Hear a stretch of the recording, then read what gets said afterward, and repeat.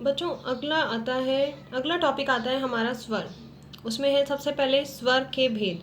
हमने जैसा कि बताया था स्वर कितने प्रकार के होते हैं। स्वर 3 प्रकार के होते हैं। स्वरों के 3 भेद होते हैं। पहला आता है ह्रस्व स्वर, दूसरा आता है दीर्घ स्वर, तीसरा आता है प्लुत स्वर। ह्रस्व स्वर में जब हम किसी वर्ण का उच्चारण करते हैं तो उसको बोलने में कम समय लगता है। तो आपको हम सबसे पहले यही सोचना है कि इसको बोलने में सबसे कम समय लगेगा। यानी कि जो छोटी छोटी मात्राओं वाले होते हैं, मात्राओं में मतलब जैसे कि जिसमें मात्रा, जैसे कि हमने राम बोला तो राम में अ का उच्चारण हुआ। और जैसे हमने नदी, नदी तो बड़ी आ जाएगी। कवि हमने रूप लिया तो कवि में छोटी ई की मात्रा लगती है। यानी कि जिनमें मात्राएं छोटी हैं, यानी कि जिनको बोलने में कम समय लगता है, वो हमारे ह्रस्व स्वर कहलाते हैं। इन्हें मूल स्वर भी कहते हैं। इनकी संख्या 5 होती है। ये संख्या में कितने होते हैं? ये संख्या में 5 होते हैं। कौन कौन से हैं? जैसे कि छोटे छोटे वाले आएंगे अ के बाद आएगा ई के बाद आएगा उ के बाद आएगा री, और री के बाद आएगा री।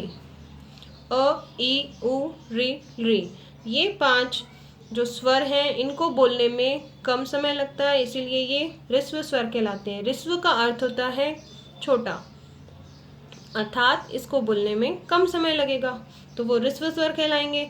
चलिए हम सेकंड पर आते हैं। सेकंड है दीर्घ स्वर। नाम से ही पता चल रहा है दीर्घ है। दीर्घ का मतलब होता है बड़ा। बड़ा, इसका मतलब इन स्वरों के उच्चारण में ह्रस्व स्वर से दुगुना समय लगता है। यानी जितना समय हमें ह्रस्व स्वर को बोलने में लगा, उसका डबल टाइम हमें दीर्घ स्वर को बोलने में लगेगा। तो अगर मैं आपसे सिर्फ यही पूछूं कि अब जो हमारे दीर्घ स्वर हैं वो कौन से हैं, तो अब आप कैसे पहचानोगे? अब अ के बाद आपके पास क्या आया था? अ के बाद क्या आता है? आ आता है, सिंपल सी बात है। ई के बाद क्या आता है? बड़ी ई। ऊ के बाद क्या आता है? बड़ा ऊ। ठीक है। और उसके बाद में री के बाद क्या आता है? बड़ा री। तो संस्कृत में ये वाला जो है ये बड़ा री कहलाता है। ये छोटा री है, ये बड़ा री है। इसमें जैसे उदाहरण आते हैं, जैसे कि पित्राज्ञा। पित्राज्ञा में जब हम इसके विच्छेद करते हैं तो उसमें बनता है, देन आता है मातृज्ञा। तो मातृज्ञा में ये मात्रा नीचे वाली जो है वो डबल आ जाती है। डबल आती है, इसका मतलब यहाँ पर बड़ा री है। ठीक है। और जैसे हम लिखते हैं गृह, गृह, तो गृह के अंदर जो री है वो ये छोटा री है। तो ठीक है, संस्कृत में ये 2 तरीके के री होते हैं। इसके विपरीत हिंदी में सिर्फ छोटे री का प्रयोग किया जाता है। जो बड़ा री है वो सिर्फ संस्कृत भाषा में प्रयोग होता है। आपको समझ में आ गया होगा। तो चलिए मुझे अब ये पढ़कर बताइए। आ ई उ री, यानी कि हमें ह्रस्व स्वर से दुगुना समय लगा। तो दुगुना समय का मतलब होता है 2 गुना समय। ठीक है। तो यहाँ पे आपके लिए मैं लिख देती हूँ 2 गुना समय। यानी जितना समय हमें ह्रस्व स्वर को बोलने में लगा, उससे ज़्यादा समय हमें दीर्घ स्वर का उच्चारण करने में लगा। इनकी संख्या कितनी होती है? इनकी संख्या 4 होती है। नेक्स्ट आता है प्लुत स्वर। प्लुत स्वर का उच्चारण होता है ओम, जिसमें हमें इन दोनों समय से ज़्यादा समय लगता है। इन दोनों से ज़्यादा समय, जिसमें औग्र चिन्ह का प्रयोग किया जाता है। और यहाँ पर आता है तिगुना समय। तिगुना समय का मतलब होता है 3 गुना समय। इसके उदाहरण में अगर मैं आपको दूं तो आप अगर लिखो, जैसे मैंने आपको अभी बोलकर बताया, ओम राम, तो ये जो है ये आपके कहलाते हैं प्लुत स्वर। आपको समझ में आ गए होंगे दोनों ही। इसमें आते हैं एक और स्वर जो है संयुक्त स्वर। संयुक्त स्वर वे होते हैं, अभी आपको संयुक्त स्वर का भी बताते हैं। संयुक्त स्वर, संयुक्त स्वर जो है वो दीर्घ स्वरों के अंतर्गत ही आते हैं। किसके अंतर्गत आते हैं? दीर्घ स्वरों के अंतर्गत ही आते हैं। इनकी संख्या भी 4 होती है। संयुक्त स्वर भी 4 होते हैं, जैसे कि ए, ऐ, ओ, औ। ये संयुक्त क्यों कहलाए? क्योंकि ये एक संधि से बने हैं, जैसे कि अ प्लस ई मिलकर बनाएगा ए। अ प्लस ई में वैसे लगती है गुण संधि। अभी आपको वो संधि की पहचान इतनी नहीं है, तो जब आप 7th क्लास में आ जाएंगे संधि के बारे में हम आपको तब और अच्छे से बताएंगे। ऐ बनता है अ प्लस बड़ी ई, ये बनता है, ये ऐ बनेगा, इससे ओ बनेगा अ प्लस ऊ से, अ प्लस ऊ से बनेगा ओ, यहाँ पर भी गुण संधि कहलाएगी, ये भी गुण संधि है। और औ बनेगा आ प्लस बड़ा ऊ, ठीक है, तो ये भी गुण संधि के हैं। तो ये सभी आपको जब आप 7th क्लास में आ जाएंगे आपको हम तब और अच्छे से समझा देंगे। संधियों के बारे में ज्ञान, आपको प्रॉपर ज्ञान 7th क्लास में मिलेगा। अभी के लिए आपका इतना काफ़ी है कि ए बनता है अ प्लस ई से, ऐ बनता है अ प्लस बड़ी ई से, ओ बनता है अ प्लस ऊ से, और औ बनता है आ प्लस ऊ से। तो यहाँ आपका जो स्वर वाला टॉपिक था वो मैंने पूरा कर दिया है। एक बार रिवीजन अगर लें तो स्वर के भेद होते हैं 3, ह्रस्व स्वर, दीर्घ स्वर, प्लुत स्वर। ह्रस्व स्वर को बोलने में कम समय लगता है, दीर्घ स्वर को दुगुना समय और प्लुत स्वर को तिगुना समय। फिर आता है संयुक्त स्वर। संयुक्त स्वर हैं दीर्घ स्वरों के अंतर्गत, ये संख्या में होते हैं 4, ए, ऐ, ओ, औ, ठीक है। तो ये है हमारे स्वर। अगला टॉपिक मैं शुरू कर रही हूँ व्यंजन। थोड़ा सा ध्यान दें व्यंजन पर, क्योंकि बिल्कुल अलग है ये, तो आपको बहुत ध्यान से आपको ये समझना पड़ेगा। मैं कोशिश करूँगी आपको बहुत अच्छे से समझाऊं। चलिए हम स्टार्ट करते हैं व्यंजन। हम स्टार्ट करते हैं व्यंजन।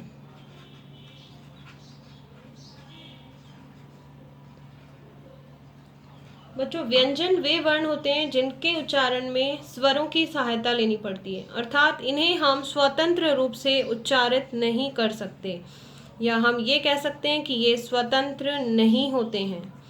इनको बोलने में हमें स्वरों की सहायता लेनी पड़ती है, ये स्वतंत्र नहीं होते हैं, ठीक है। इनको बोलने में हमें किसकी सहायता लेनी होती है? स्वर की सहायता लेनी पड़ती है। और ये संख्या में 3 प्रकार के होते हैं, जैसे कि हमने पहले शो किया था मैंने, ये संख्या में कितने प्रकार के हैं? 3। तो सबसे पहले इसका जो प्रकार आएगा वो आएगा स्पर्श व्यंजन। बहुत ही ध्यान से सुनना, बहुत ही ध्यान से समझना। पहला है आपका स्पर्श व्यंजन। स्पर्श व्यंजन होते हैं क से म तक। क से म तक के जो व्यंजन होते हैं वो होते हैं स्पर्श व्यंजन। ये संख्या में 25 होते हैं, क्योंकि एक जो क वर्ग आएगा उसमें 5 होते हैं, ठीक है। एक जो क वर्ग होता है, जैसे कि क, ख, ग, घ, ड़, तो उसमें होते हैं 5। चलिए मैं अब आपको और अच्छे से बताती हूँ। जैसे पहला इसका जो आएगा वो आएगा क वर्ग। तो क वर्ग के अंदर आते हैं क, ख, ग, घ और ड़। अब अगर आप थोड़ा सा ध्यान दें और अपनी दो फिंगर्स को या अपने हाथ को अपने गले पर, कंठ पर रखें, तो आपको पता चलेगा। और मेरे साथ ही आप उच्चारण करें। अपने हाथ, याद रहे आपका हाथ आपके गले पर होना आवश्यक है। और मेरे साथ आप जब उच्चारण करेंगे तो बोलेंगे क, ख, ग, घ, ड़। तो मेरे विचार में आपके गले में कुछ वाइब्रेट हुआ। तो हम जब ये अक्षर बोल रहे हैं, ये वर्ण जब हम बोल रहे हैं, तो ये हमारे कंठ से बोले जा रहे हैं। तो कंठ से बोले जाने के कारण इनका जो उच्चारण स्थान है वो कंठ कहलाएगा। और कंठ से उच्चारित किए गए शब्दों को वर्णों को कंठ्य कहा जाता है। क्या कहा जाता है? कंठ्य। तो इसका जो उच्चारण स्थान है वो क्या कहलाएगा? कंठ्य कहलाएगा। नेक्स्ट आता है च वर्ग। च वर्ग में आते हैं च, छ, ज, झ, य, च छ ज झ य। अब अगर आप बोल कर देखें, एक बार आप खुद कोशिश करें, च छ ज झ य।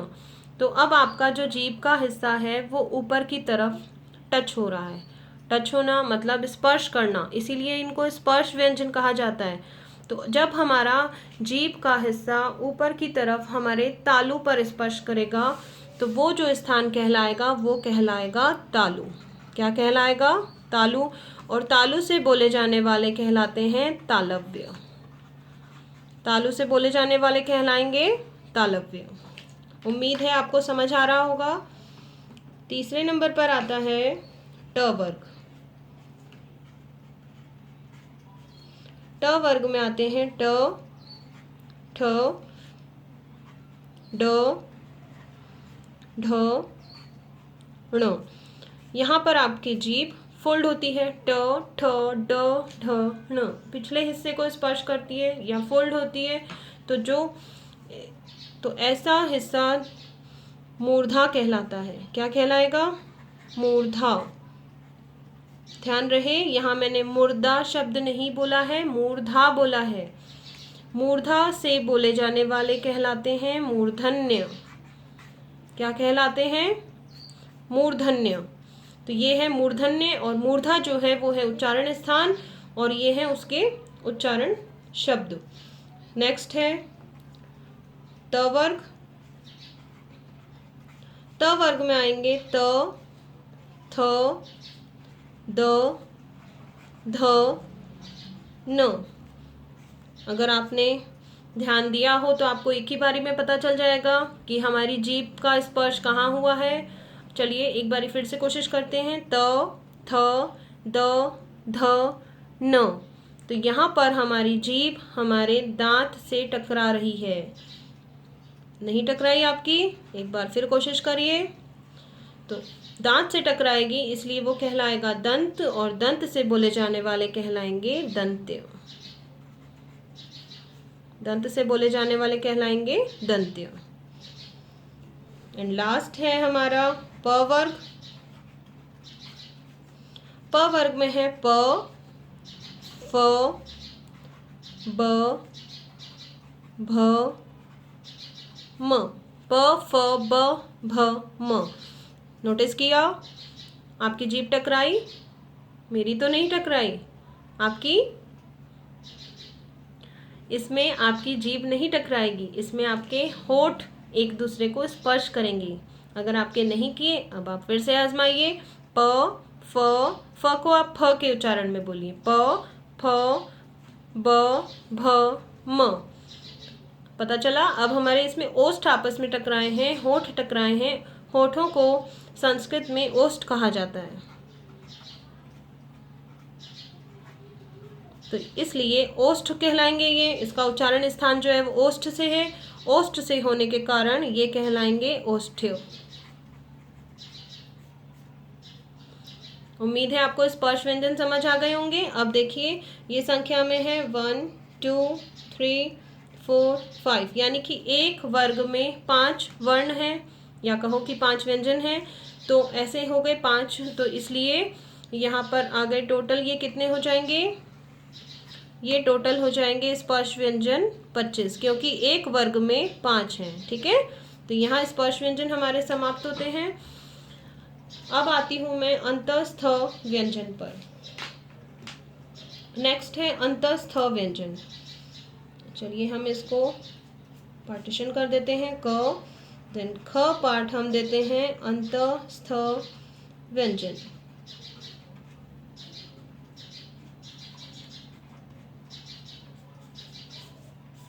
अंतस्थ व्यंजन ये वे व्यंजन होते हैं, इनकी संख्या 4 होती है। ये होते हैं य, र, ल, व। ठीक है, ये संख्या में कितने होते हैं? ये संख्या में 4 होते हैं। इसके बाद नेक्स्ट आते हैं, ग नंबर पर आएगा ऊष्म व्यंजन। ऊष्म व्यंजन, ऊष्म से नाम से ही हमें पता चल जाना चाहिए कि ऊष्म का मतलब होता है गर्म, गर्मी। ठीक है।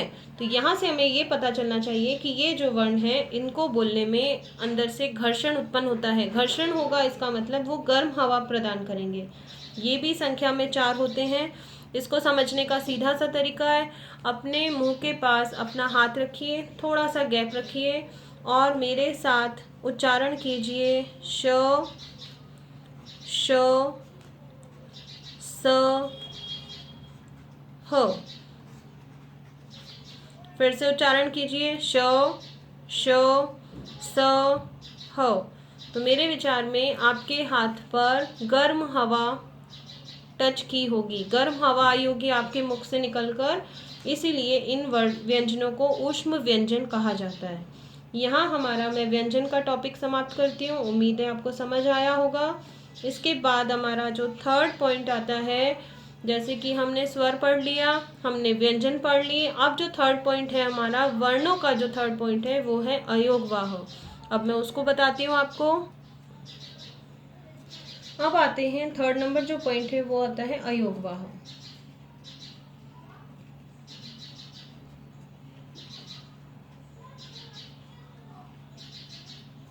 अयोगवाह वे वर्ण होते हैं जो न तो स्वर होते हैं न ही व्यंजन होते हैं, इसलिए वे अयोगवाह कहलाते हैं। अयोगवाह के भी 2 भेद होते हैं। पहला भेद इसका होता है अनुस्वार। अनुस्वार का चिन्ह आपको मालूम होगा, ये अनुस्वार का चिन्ह होता है। और दूसरा भेद होता है इसका विसर्ग। विसर्ग का चिन्ह होता है ये, ठीक है। तो अनुस्वार कौन से शब्द होते हैं? अनुस्वार वे शब्द होते हैं जो स्पर्श व्यंजन के 5वें वर्ण के स्थान पर प्रयोग किए जाते हैं। जैसे कि स्पर्श व्यंजन हमने अभी अभी पढ़े क ख ग घ ड़ च छ ज झ य। तो हमने जब ये पढ़े थे तो इनका जो 5वां वर्ण था वो था ड़ और य। चलिए मैं एक बार लिख के बताती हूँ। जैसे कि क ख ग घ ड़, देन सेकेंड नंबर लाइन थी आपकी च छ ज झ य। तो इसका जो 5वां वर्ण है, ठीक है, तो ये जो 5वां वर्ण है इसके स्थान पर इनका प्रयोग किया जाता है, वो कहलाते हैं अनुस्वार। समझ आ गया? 5वां वर्ण कैसे हुआ? क्योंकि ये 1 2 3 4 और ये हुआ 5, तो ये जो 5वें नंबर पे वर्ण है ये कहलाएगा पंचम वर्ण।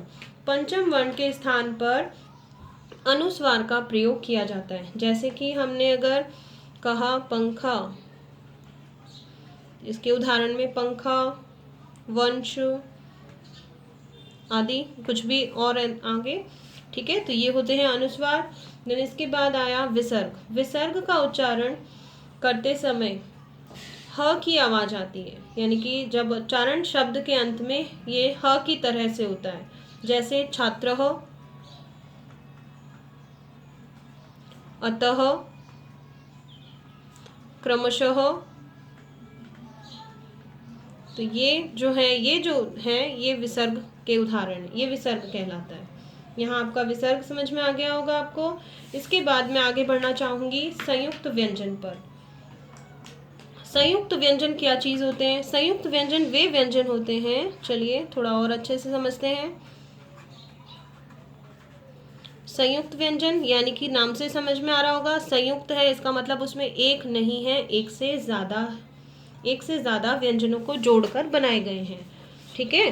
तो जैसे कि अगर हमने लिया क्ष, त्र, ज्ञ और श्र, ये 4 जो हैं ये चारों संयुक्त व्यंजन हैं, ठीक है। एक और आता है द्य, ठीक है, तो ये भी संयुक्त व्यंजन है। अब जो क्ष है वो किससे मिलकर बना है? क प्लस क्ष, क प्लस श से मिलकर बना है। अब मैंने इसको इसलिए आधा किया है, यहाँ से इसको हटा देते हैं, हलंत हम यहाँ लगाएंगे प्लस अ। तो जब हमने अ को अलग कर दिया इसका मतलब हमने क्ष को आधा कर दिया, ठीक है। हाँ, ये भी यहाँ लगेगा। इन तीनों को जब हम जोड़ देंगे, इनका संयोग कर देंगे तो बनेगा क्ष। क्ष से जब उदाहरण बनाएंगे जैसे कि कक्षा, क्षेत्र आदि, ठीक है। नेक्स्ट आएगा त्र। त्र बना है, आप अगर बोल के देखेंगे तो आपको पता चलेगा त प्लस र प्लस अ। इन 3 व्यंजनों को जोड़कर बनाया गया है त्र। त्र का जब हम लिखेंगे तो हम उदाहरण में लिख सकते हैं त्रिशूल, त्रिनेत्र आदि। ठीक है। नेक्स्ट है ज्ञ। ज्ञ मिलकर बना है ज प्लस य प्लस अ।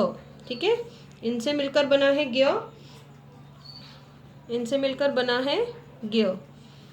ज्ञ से बना ज्ञान, विज्ञान इत्यादि। इसके बाद आया श्र। श्र बना है श प्लस र प्लस अ। इन 3 से मिलकर बना है श्र। श्र के उदाहरण हैं श्रमिक, श्रम इत्यादि। एंड लास्ट है ध्य। ध्य बना है द प्लस य प्लस अ से। द प्लस य प्लस अ से मिलकर बना है ध्य।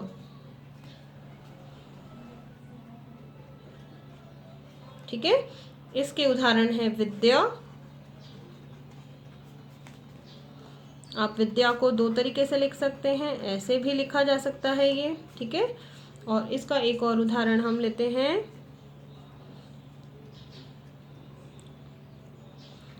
विद्यालय। ठीक है। तो ये थे हमारे संयुक्त व्यंजन। उम्मीद है आपको समझ में आया होगा। अब हम इसी में एक चीज़ कर सकते हैं। अब आपका जो अगला जो टॉपिक है वो है वर्ण संयोजन। वर्ण संयोजन का मतलब होता है वर्णों को संयोग करना, वर्णों को जोड़ना। आपको नाम से पता चल रहा होगा वर्ण संयोजन। संयोजन यानी कि वर्णों को जोड़ना, यानी कि जैसे हम वर्ण विच्छेद करते हैं तो विच्छेद का मतलब होता है उसको तोड़ना, संयोजन का मतलब होता है उसको जोड़ना। जैसे कि हमने एक उदाहरण दिया, मान लीजिए मैंने ये दिया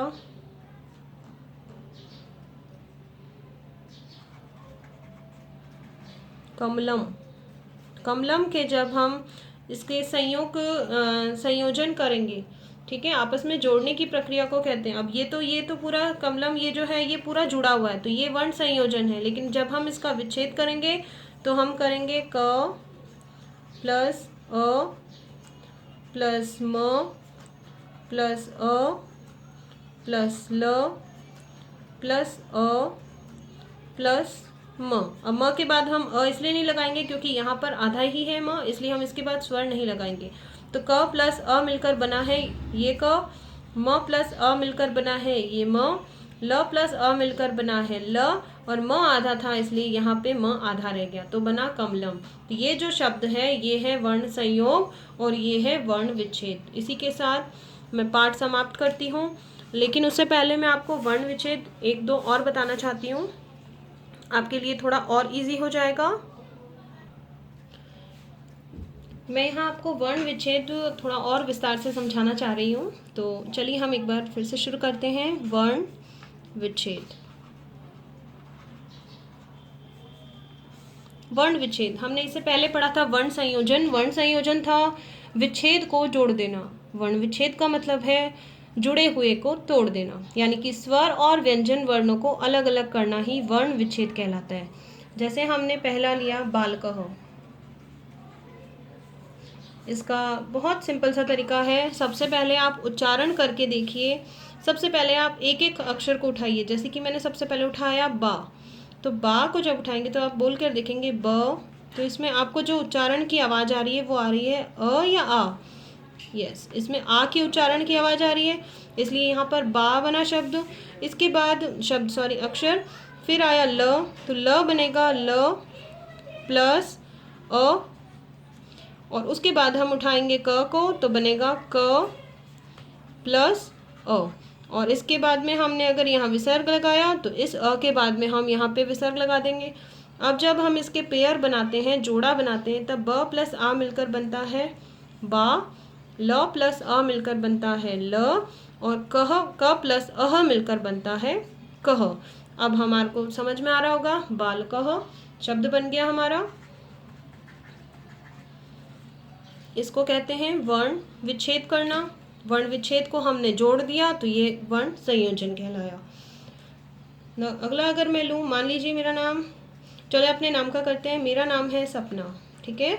मैं अपने नाम का ही आपको करके बताती हूँ। तो सबसे पहले मैं जो है उठाऊंगी स को। स में मुझे आवाज़ सुनाई दे रही है स प्लस अ, स प्लस अ। अब मैं उठाऊंगी प को, आएगा प प्लस अ। फिर मैं उठाऊंगी ना को, न प्लस, अब न ना तो मैं आ सुनाई दे रहा है इसलिए मैं यहाँ पर आ लिख दूंगी। तो यहाँ पर जब हम इसके पेयर बनाएंगे तो बनेगा, ये पूरा बन जाएगा क्योंकि ये स्वर इसमें जुड़ जाएगा, ये पूरा बन जाएगा, बनेगा स, फिर यहाँ बनेगा प और यहाँ बनेगा ना। तो फिर इस सब से मिलकर बना सपना। समझ में आया। एक मैं आपको ई का भी बताना चाहती हूँ। चलिए सबसे छोटा शब्द लेती हूँ मैं, नदी।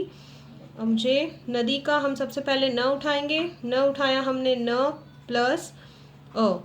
अब यहाँ पर देखिए द, अब दी को उठाया हमने, द प्लस, अब यहाँ पे दी है नदी। तो हम जब बोलेंगे तो हमें पता चलेगा कि ये छोटी ई की मात्रा नहीं है, ये बड़ी की मात्रा है। तो इसलिए हमारे को यहाँ पे भी बड़ी ई का ही प्रयोग करना है।